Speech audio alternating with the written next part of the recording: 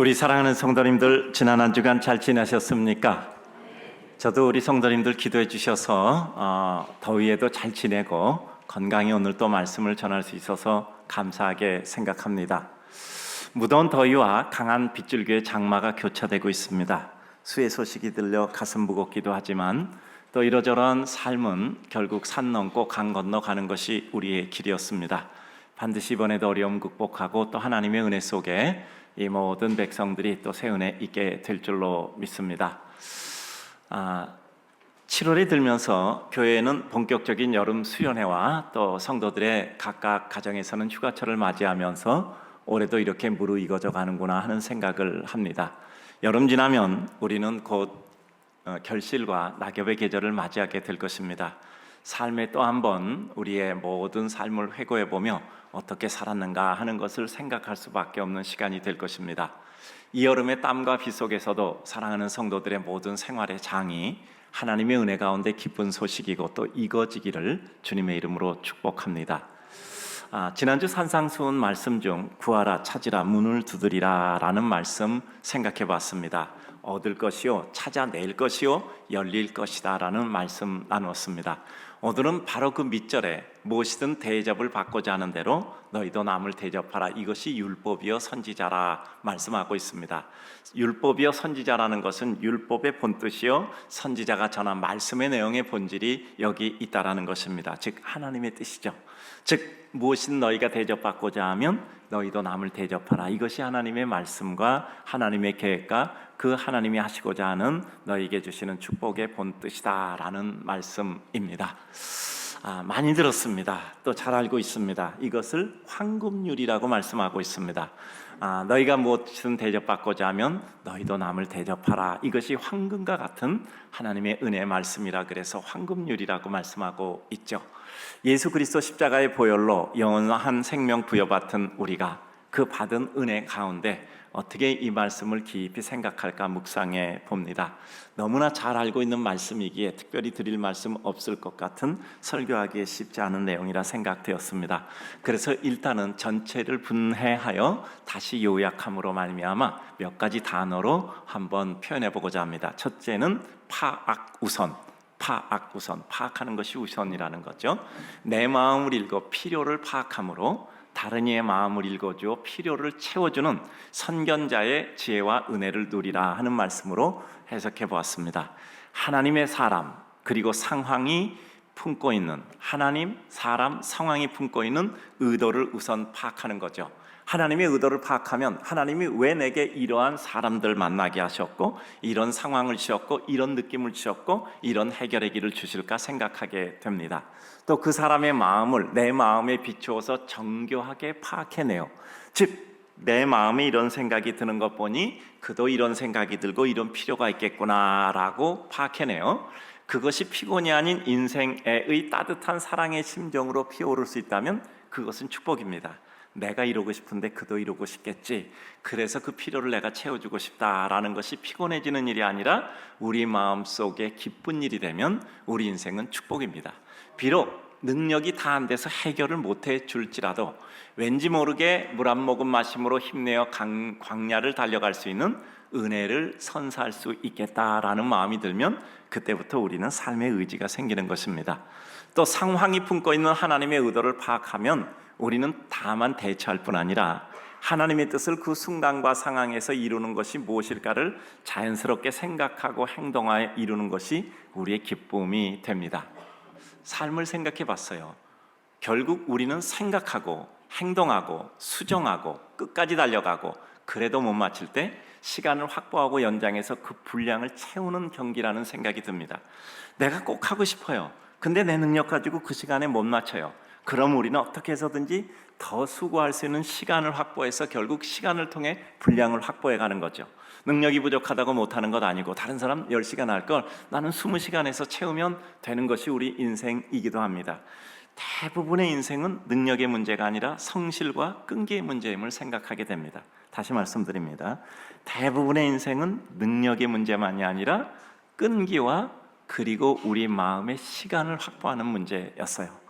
그래서 능력이 부족해도 더 많은 수고를 할 수 있는 시간을 확보하고 끈기와 인내를 가지고 기다리며 끝까지 그 일을 할 때 부족한 능력을 가지고도 그 분량을 채워 결국은 이룰 수 있음을 늘 생각하게 됩니다.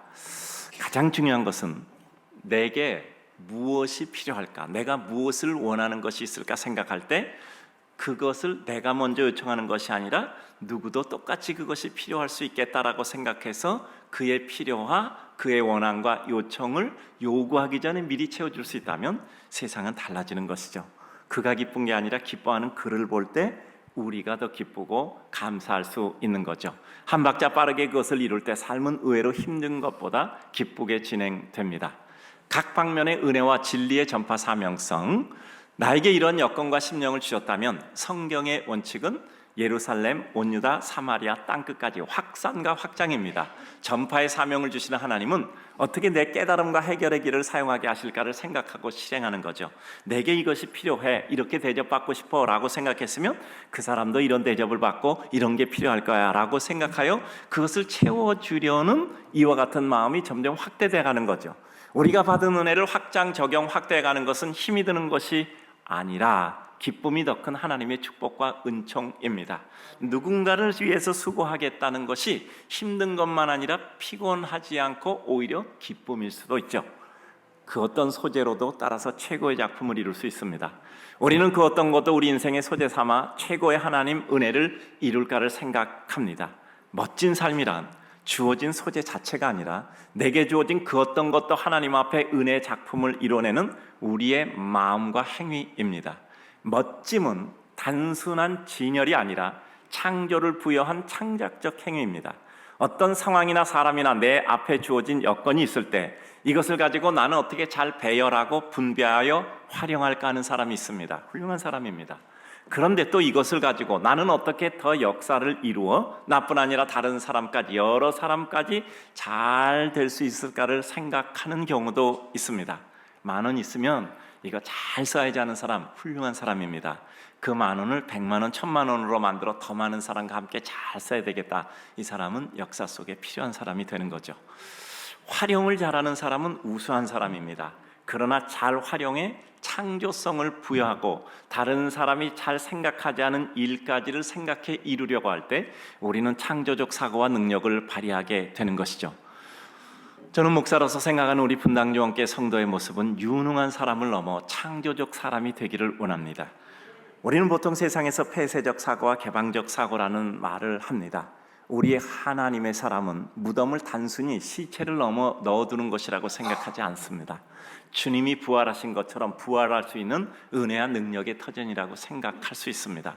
무덤 같은 내 인생의 때가 있을 때 여기다 나는 시체 냄새 나는 이와 같은 시신을 두는 곳에 처해 있다가 아니라 나는 이것을 부활의 동산으로 만들 것이야 라는 생각이 드는 순간 우리 인생에는 새로운 시대가 열립니다. 연약한 내 몸 강하게 하고 유약하고 잘 무너지는 내 멘탈 어떻게 해서든지 강화하고 흔들리는 내 믿음 주님 바라보며 또 일어나야 합니다. 우리는 안 되고 실패하는 것보다 더 중요한 것은 그 안 되고 실패하는 내 모습을 소재 삼아 더 훌륭한 작품으로 만들어 가는 겁니다. 저는 참 올해 그래도 의미 있는 해가 제가 전해교회 8년 동안 교육전도사부터 8년 동안 있었거든요. 23년 다니던 중에 15년은 제가 이제 어린 시절부터 이렇게 성도로서 지냈고 8년은 거기서 이제 부족하지만 신학생 때부터 교육전도사부터 부목사까지 지냈습니다. 이곳에 와서 올해 32년째니까 어쨌든 32년을 목회 생활을 했습니다. 그런데 그때 시간들을 보내면서 40년 되니까 느껴지는 것이 있었습니다. 유명하고 능력 있는 사람이 헌신하는 것이 아니었어요. 은혜 받은 부족한 사람들이 헌신하는 것을 이제까지 지켜보았습니다. 그가 이룬 것을 놓치면 안 될 것 같아 움켜진 사람보다는 그것을 통해 더 큰 하나님의 역사와 은혜를 이루기 위해 애쓰는 사람들이 더 큰 은혜를 이루는 것을 보았습니다. 그렇습니다.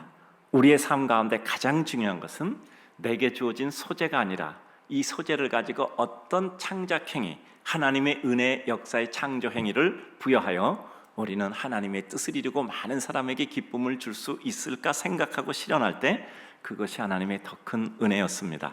두 번째, 주님의 의도. 아깐 파악이고 이번엔 의도입니다. 주님이 왜 이 말씀을 말씀하셨을까요? 우리는 성경을 볼 때마다 왜 주님이 이 말씀을 하셨을까를 생각해야 되잖아요. 늘 말씀드리잖아요. 우리가 소설 읽어요. 처음에는 스토리를 읽잖아요. 내용이 이렇게 된다, 재밌다. 두 번째는 뭐죠? 조금 더 우리가 그 스토리를 파악했으면 이제 작중에 나오는 인물의 캐릭터에 대해 생각하자. 이 사람이 이런 것이 좋구나, 이런 내용이 좋구나, 이런 대사가 좋구나, 좀 더 디테일하게 보게 되죠.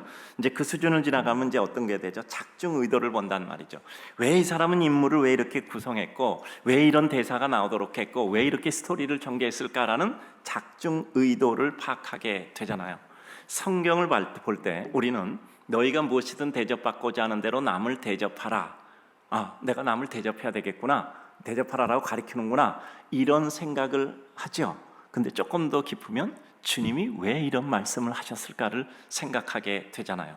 우리가 오늘 생각해 보는 것도 그런 것입니다. 주님의 의도, 내가 대접받고자 하는 대로 먼저 남을 대접하는 진정한 능력의 소유자, 넉넉한 심정을 품은 자가 되라라는 뜻입니다. 그리고 거기서 한 걸음 나가면 내가 너를 그렇게 만들겠다는 뜻이잖아요. 우리 인간이 다 그렇지 못하잖아. 그럼 다 그런 사람만 이 세상에서 살아야 된다면 몇 사람이나 주님 마음에 흡족하겠습니까? 이건 후자가 더 큽니다. 내가 그렇게 너희를 만들겠다는 뜻이잖아요. 그게 천국 백성의 모습이잖아요. 이 세상에 몇 사람만 천국 백성 되는 게 아니라 주님께서 택하신 모든 사람이 천국 백성이니 그들을 내가 이렇게 만들겠다라는 천국의 비밀과 은혜를 주시는 거잖아요.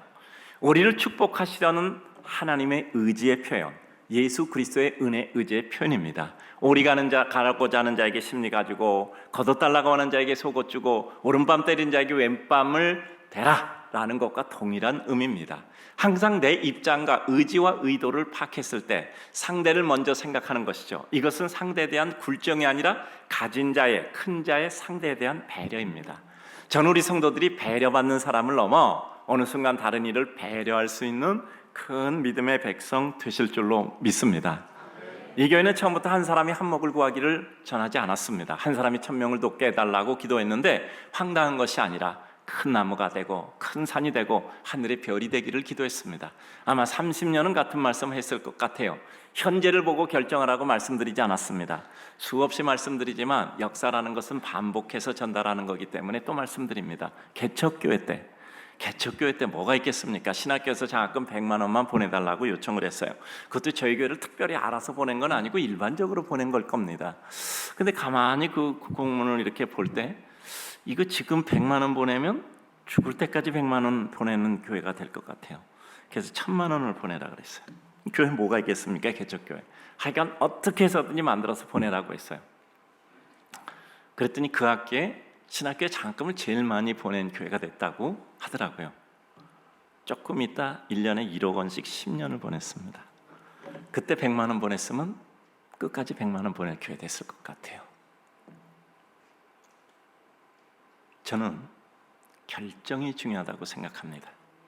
눈앞을 보고 결정이 아니라 이 결정과 행위가 나중에 어떤 모습으로 다가올까를 생각하고 결정하면 그 결정이 중요하다고 생각합니다. 우리 성도님들이 마음 앞에서 또 은혜를 이루시잖아요. 저희 교회 정도 규모 여러분 크지 않고 그죠? 잘 아시잖아요. 건축 직후에 저희 교회 규모에 맞게 우리 선교사님 더 돕자 했으면 50명 돕자라고 했으면 맞습니다. 근데 저희는 저희 교회 규모가 있잖아요. 그것은 마음의 규모고 우리 성도들의 은혜의 규모고 우리의 이제까지 살아온 32년 되는 마음씀의 규모였잖아요. 그래서 선교사 1000명을 연금을 지원하기로 했습니다. 30년 지원하는 거죠.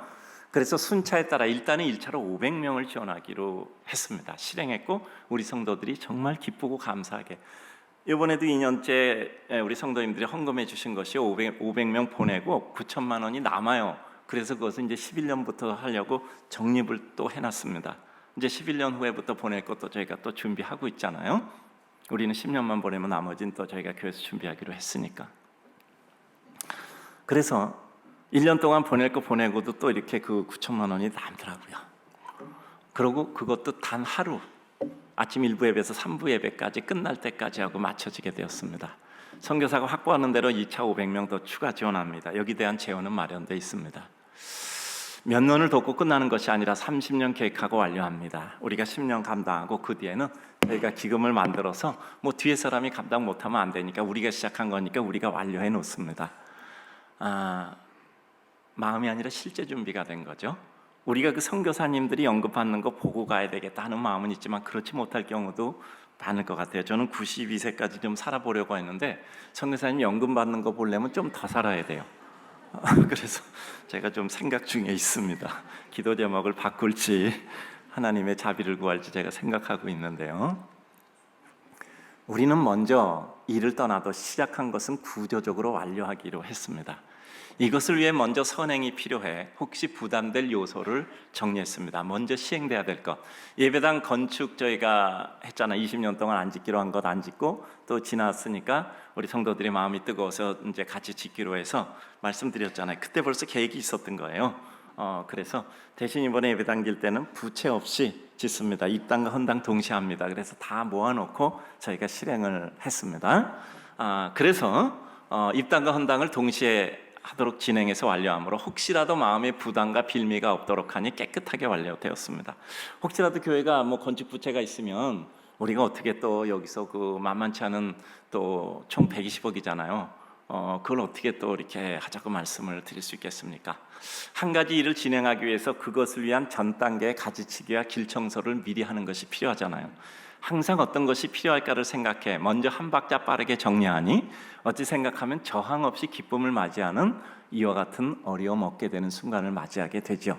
어렵단 이야기 한 적 없는 것은 어렵다 생각한 요소들을 조금 빨리 정리해 어렵단 말이 나올 필요가 없게 하는 것이 우리의 삶이겠죠.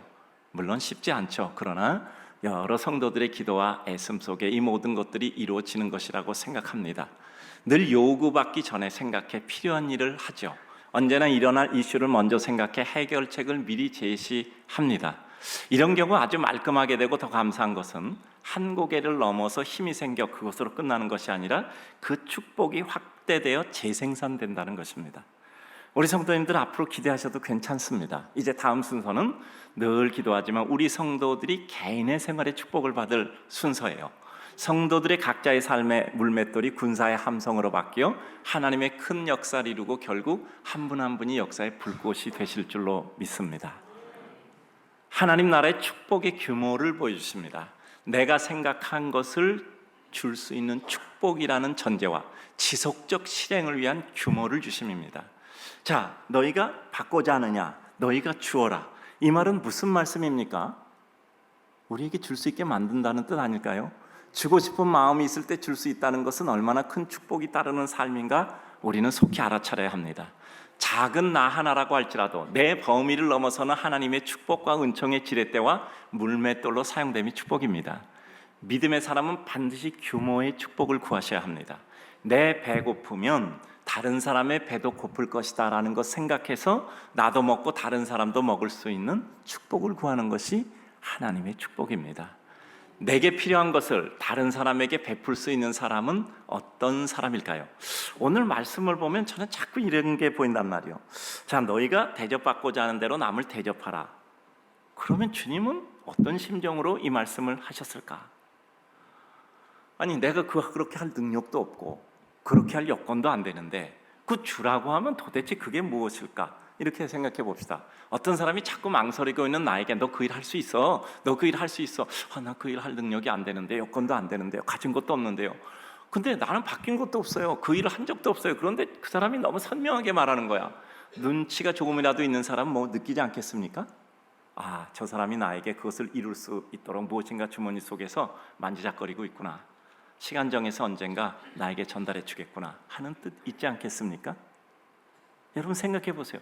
너 그거 할 수 있어. 너 그거 할 수 있어. 분명히 할 수 있어. 그 말은 뭡니까? 하게 만든다는 뜻 아닙니까? 네가 할 능력이 없으면 내가 할 능력 있는 사람으로 만들 것이야. 뭔가 손에 쥐어주지 않겠습니까? 적어도 우리는 거기까지는 보잖아요. 먹구름 가득하면 비 올 것 압니다. 자꾸 기도하게 하시고 말씀이 떠오르면 하나님이 역사하실 것이라는 것 압니다. 자꾸 말씀 주셔서 마음이 뜨겁게 하시면 하나님이 역사하는 시간이 가까웠다는 것을 압니다. 그 백성에게 가능하다고 믿으시기에 이런 말씀 전하셨습니다. 저는 성경을 볼 때마다 그와 같은 생각이, 성경은 우리를 좌절시키려고 쓰신 게 아니에요. 우리를 좌절시켜가 정말 하나님의 뜻이는데 나는 못하는구나 이렇게 좌절시키려고 쓰는 게 아니라 성경을 주신 것은 우리가 그렇게 되어 하나님의 축복의 백성으로 살게 하시려고 쓴 거예요. 아니 산상수훈을 우리에게 주셔서 원수를 사랑하라, 오리 가자면 심리가 주라, 거뒀달라 하면 속옷까지 주라, 오른밤 때리면 왼밤 주라. 나는 그거 못해 하고 좌절시키려고 그걸 주셨겠느냐고요. 그 산상수훈을 주심으로 우리가 그 말씀 가지고 살아서 힘내고 용기 내고 기쁘고 감격해 하려고 그것을 주신 거란 말이에요. 그럼 그 뜻은 무엇입니까? 내가 결국 너희를 이렇게 만드시겠다는 뜻 아니겠습니까? 말하자면 주어의 의지미래잖아요. 좌절을 주려고 이 말씀 주신 건 아닙니다. 우리에게 성경 주시는 것은 해봐도 안 된다는 확인을 주시는 것이 아니라 그리 됨을 보여주시는 거예요. 그 말씀을 볼 때마다 어떻게 그리 되겠어 생각되십니까? 될 수밖에 없으니 그렇게 말씀하시는구나 라고 생각하십니까?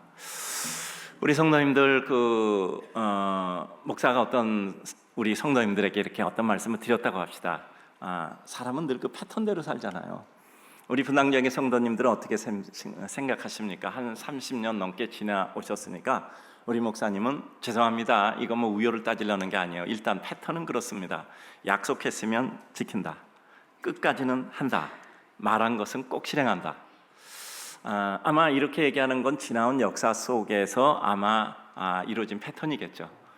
우리 성도님이 요새 재밌는 말씀 하시더라고요. 목사님 말하면 어차피 하니까 빨리 끝내는 게 낫겠다. 그래서 빨리 한대요. 예, 아멘이군요. 저거 한 번 얘기하면 안 끝나면 죽을 때까지 얘기할 거야. 그러니까 차라리 할 거면 빨리 하는 게 나아. 그래서 저희는 어떤 일 할 때 딱 오늘 하루 동안만 합니다. 제가 그런 게 말씀입니다. 이거 말하기 힘드니까 딱 한 번만 얘기하겠습니다. 근데 신기한 건 성도들이 그 말을 다 들어준다는 거예요. 참 신기하잖아요. 딱 하루에 합니다. 딱 한 번만 말합니다. 이런 말하면 정말 한 번만 말하게 해주시는 거예요. 그건 목사와 성도 간에 서로를 알잖아요. 우리 목사님은 말씀하시면 꼭 하신다라는 것도 있고, 우리 성도들은 목사가 말씀드리면 꼭 같이 응답해 주신다라는 것을 서로가 알고 있잖아요. 사람도 지내놓고 보면 아는데 하물며 우리가 하나님을 모릅니까? 하나님이 어떤 분이신지, 주님이 어떤 분이신지 알잖아요. 그 주님이 우리에게 말씀하신 것은 될 일이고 주님이 되게 하실 것이고, 그렇게 해서 우리를 세우시고 빛나게 하시고 완성하시겠다는 뜻 아닙니까?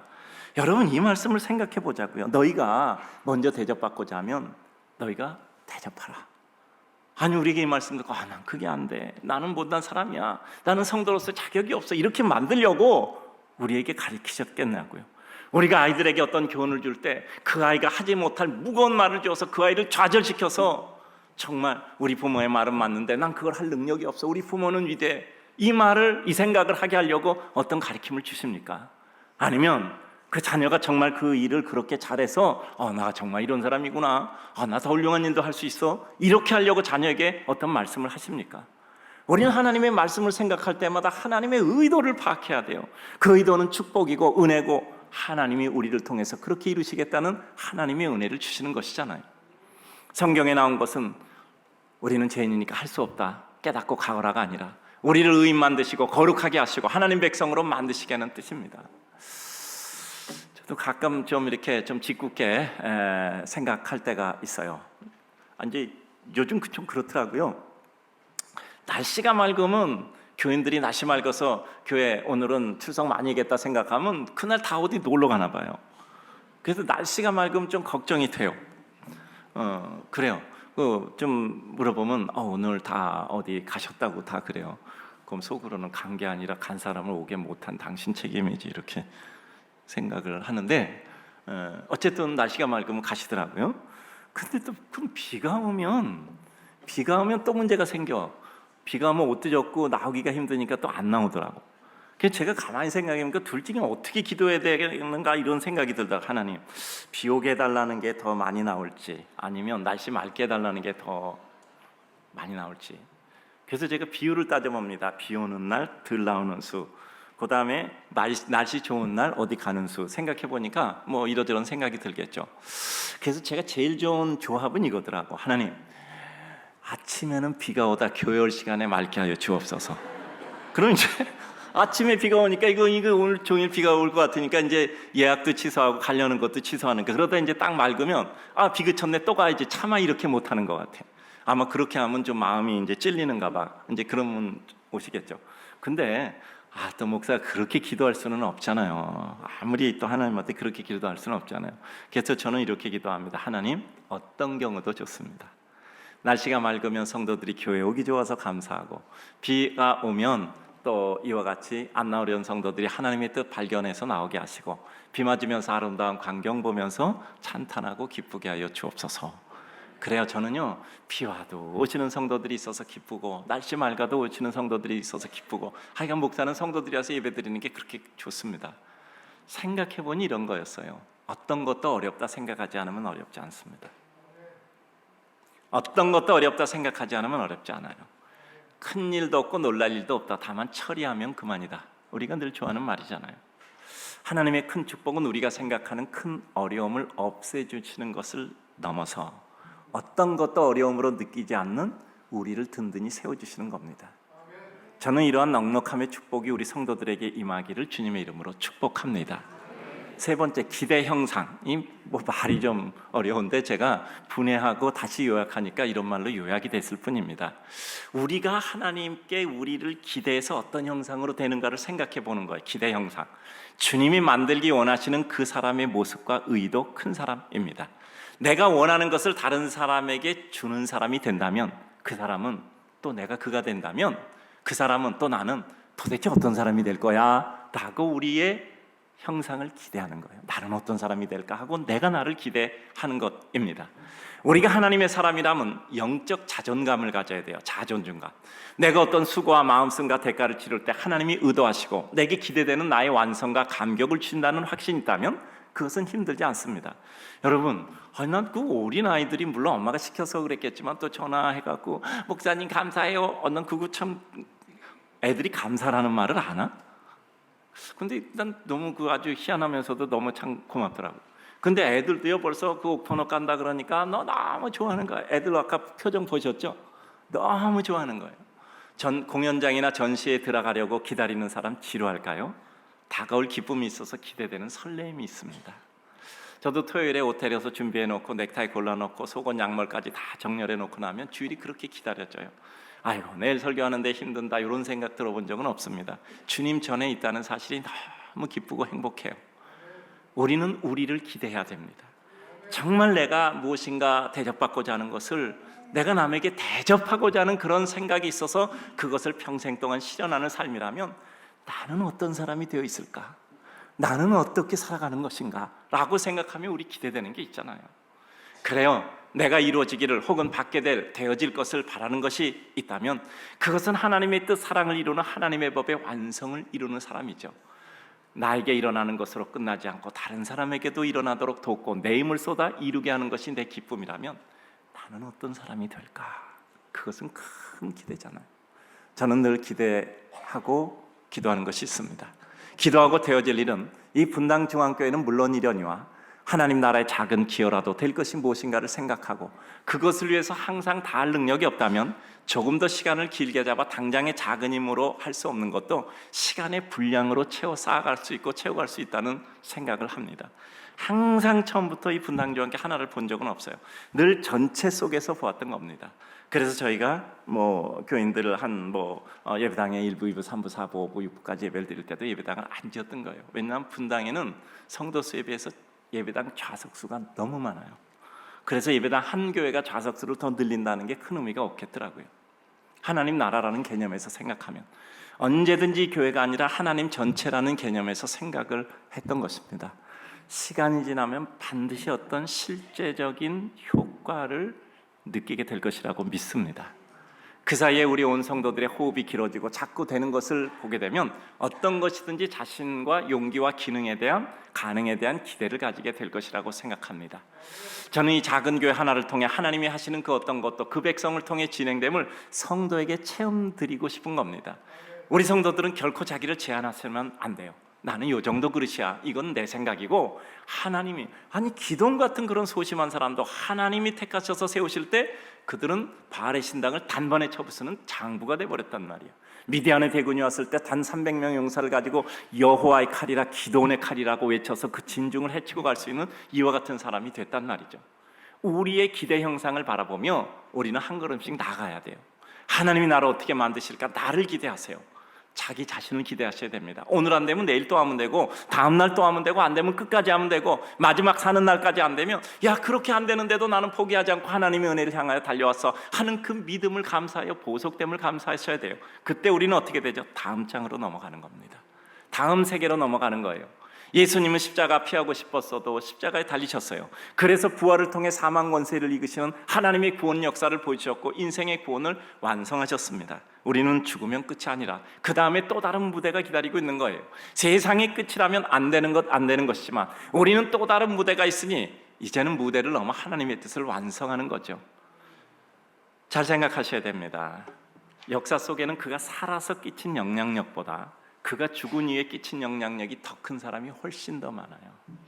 여러분, 역사 인물이라는 건 무엇일까요? 그가 살아 생전의 모습이 아니라 그것이 끝나고 나서 그 평가를 통해서 인각되어지고 그것이 영향으로 남아서 많은 사람에게 힘과 용기를 준 겁니다. 예술가, 사상가, 정치가, 경제인 그 어떤 분야일지라도 우리는 죽음으로 끝이 아니라 평가와 역사는 그 시대 이후의 몫입니다. 왜 그러죠? 하나님은 순간의 사람의 역사가 아니라 영혼의 역사이기 때문에 그렇습니다.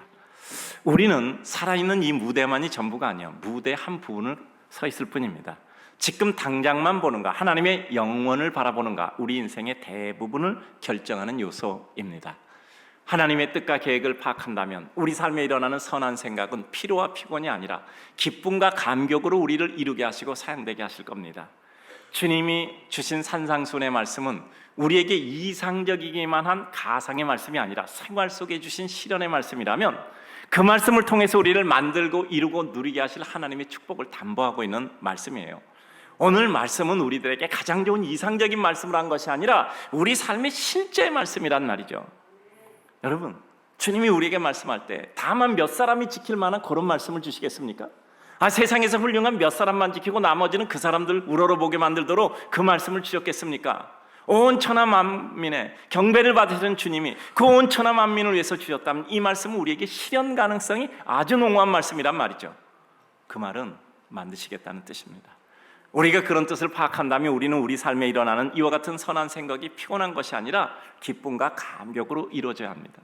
저도 오늘 말씀 전하면서 야, 너희가 뭐 대접받고자 하면 남을 대접하라, 이것이 우리에게 큰 짐으로 느껴지고 정말 우리에게 정말 내가 이렇게 느껴지는 게 정말 좋은 일이네, 정말 그렇게 하면 정말 기쁘게 되겠네, 이런 마음이 우리 성도들에게 들기를 주님의 이름으로 축복합니다. 우리는 아직 스스로의 설득을 이루지 못하고 학습화된 삶의 무게를 넘지 못하지만 그럼에도 불구하고 옳고 기대하고 설레는 은혜가 있다면 피로와 피곤이 아닙니다. 기쁨과 감격으로 자다가도 깨어나 일하는 겁니다. 무엇인가를 기대하십니까? 바라고 소망하십니까? 피곤하면 기대도 소망도 아닙니다. 어디 여행 가려고 하는데 기쁘고 감사하면 힘들어도 힘들지 않아요. 그런데 일은 피곤합니다. 마음에 새기셨으면 좋겠어요. 보상이 있어야만 힘이 나면 그건 일입니다. 보상이 있어야만 힘이 나면 그건 일이에요. 보상이 없어도 힘이 나는 것은 축복이고 은총이고 취임이고 기쁨이에요. 아무런 보상이 없는데 그것 자체가 나에게 보상이 되는 거예요. 예배드려서 내가 하늘에서 복을 받았다를 넘어서 예배드리는 것 자체가 기쁨일 때 가장 큰 보상, 가장 큰 축복입니다. 주님을 믿는 우리가 주님 믿고 그 말씀을 지키는 것은 보상 때문이 아니라 그 심적 믿음과 나아간 행위의 믿음이 우리에게 스스로를 기뻐할 수 있는 축복의 비입니다. 오늘도 기도합니다. 삶이 힘들지 않게 하소서. 어려운 일이 없는 것이 아니라 어떤 일도 어렵다 생각조차 들지 않도록 하나님께서 우리 성도들을 큰 은혜 세계 속에 살게 하옵소서. 다만 그것을 잘 처리해 축복과 은혜를 이룰 열정과 힘이 생기게 하소서. 이제 주중 진행하던 설교를 마감하다 한 생각이 났어요. 그래서 메모해 놓았습니다. 어제 이렇게 적혀져 있었어요. 얼마나 많은 산과 강을 앞으로도 건너겠는가. 여러분, 이제까지 어려움 많이 겪으셨죠? 해결해 오셨죠? 그래서 앞으로 없을 것 같습니까? 그렇다고 생각하는 사람 아무도 없어요. 앞으로 우리가 살아가면서 또 예측했던 얼마나 많은 산과 강을 우리는 넘어가야 되는가. 그러나 그것이 무슨 큰 문제겠는가. 이제까지 보면 결국 시간 흐르면 다 물든 나무는 자랐고 기다리며 할 일하고 있으면 소망과 기대는 눈앞에 현실이 되었고 언제나 기쁨과 감사로 또 다른 새로운 일을 향해 나아가게 되었었다. 이렇게 기록되어져 있었습니다.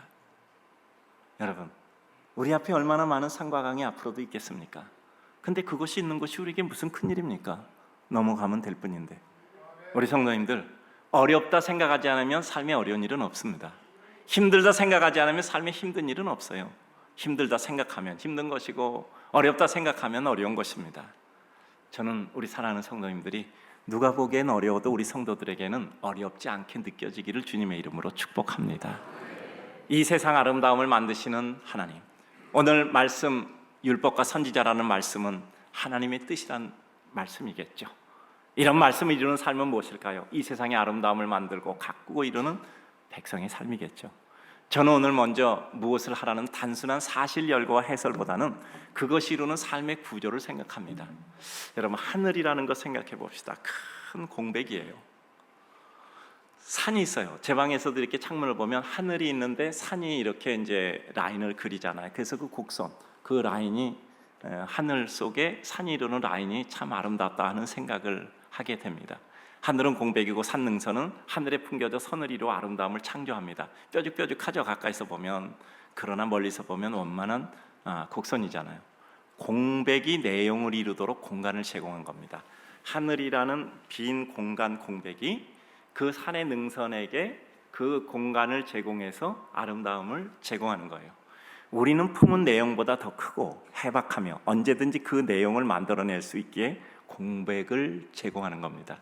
여러분, 제가 여러 번 말하지만 메디치 가문의 기여가 없었으면 르네상스는 그렇게 발현되지 못했습니다. 항상 역사라는 것은 멍석을 깔고 마당을 펼쳐서 역사의 무대에서 누군가 놀 수 있는 무대를 마련하는 사람들에 의해서 열려지는 겁니다. 저는 우리 성도님들이 조성자가 되기를 주님의 이름으로 축복합니다.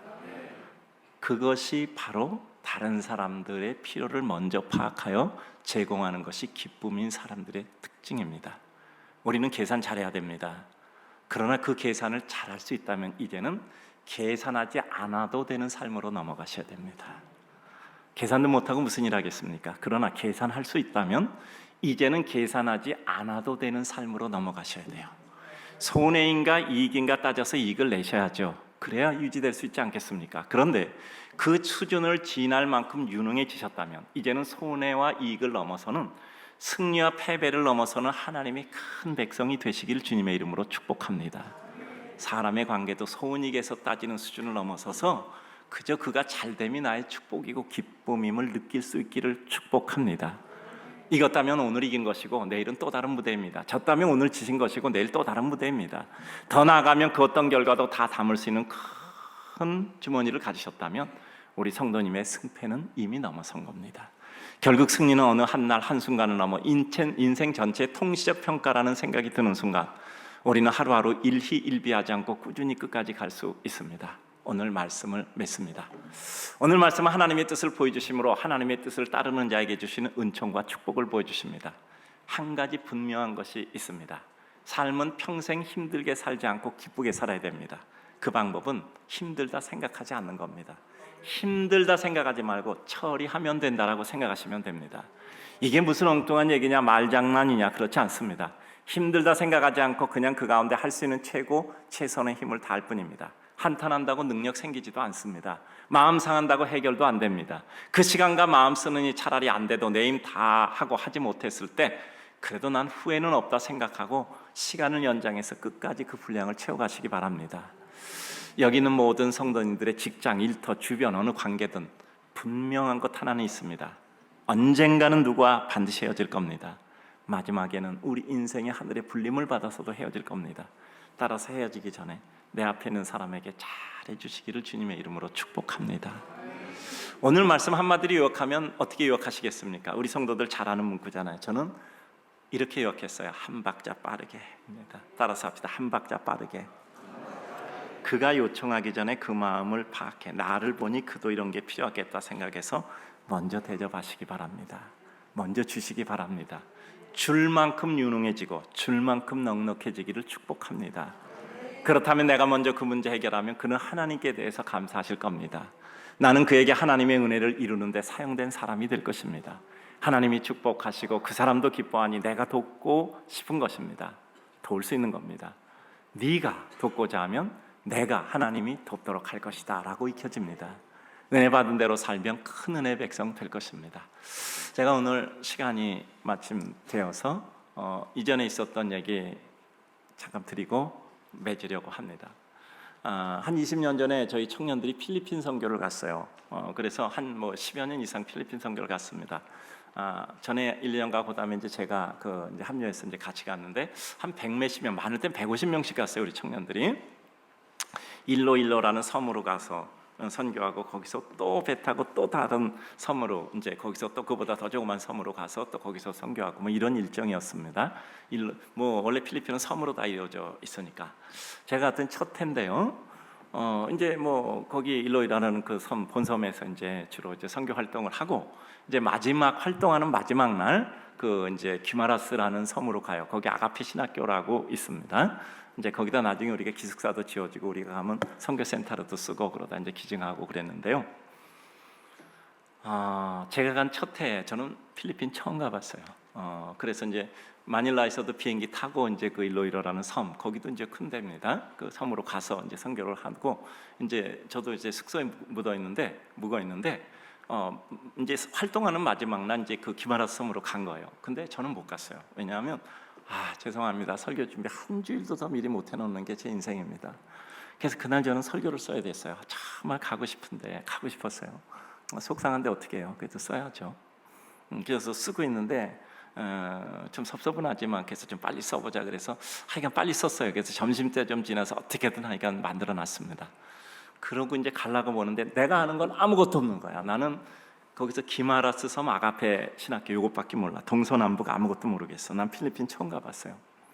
또 거기도 섬에서 선거도 배 타고 들어간다고 들었거든요. 가고 싶은 거예요. 근데 우리가 가고 싶은 곳 가잖아. 다 사람 사는 곳인데.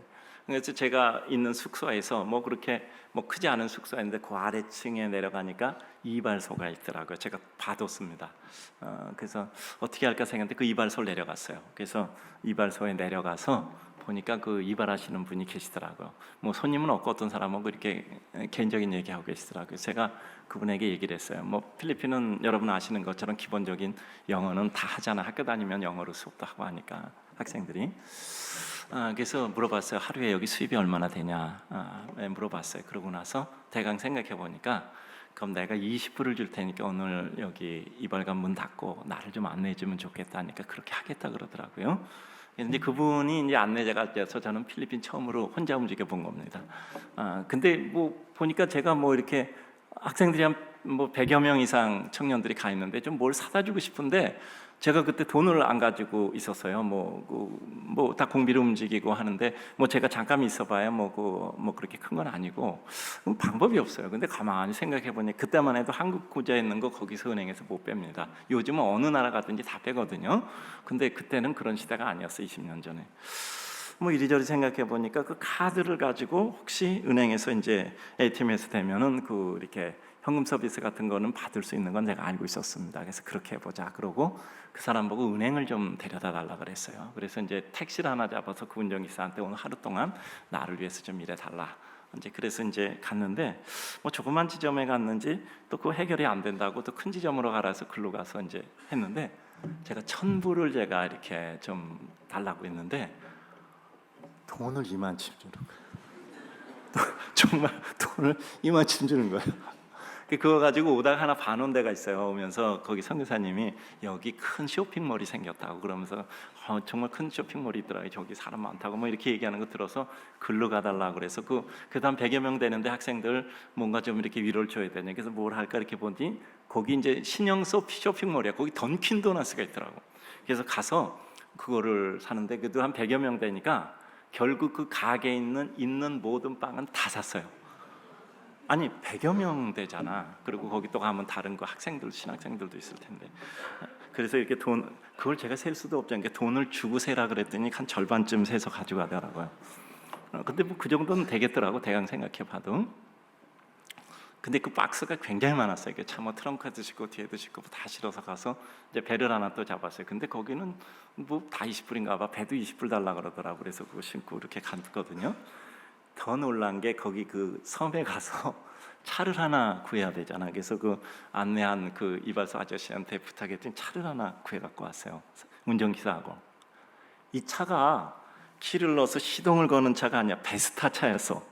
너무나 오래되고 낡은 베스타 차인데 그 전선을 이렇게 연결해서 차 시동이 걸리더라고. 여러분 그거 아십니까? 이거 군대 갔다 온 수송병은 알 것 같아. 전선을 이렇게 치지직 하니까 이게 이제 그 차가 시동이 걸리는 거야. 근데 거기다 이제 상자를 다 싣고 갔어요. 그랬더니 뭐 마침 또 학생들 들어왔으니까 뭐 난리치잖아. 목사님 여기 알지도 못하는데 왔는데 또 더 중요한 건 던킨 도넛을 사온 거야. 잘 먹고 거기 신학생들도 먹고 뭐 거기 애들도 먹고 뭐 거기 있는 섬에 있는 애들은 던킨 도넛 처음 먹어봤다 그러더라고. 이 얘기가 아니라 기준을 얘기하는 겁니다. 기준.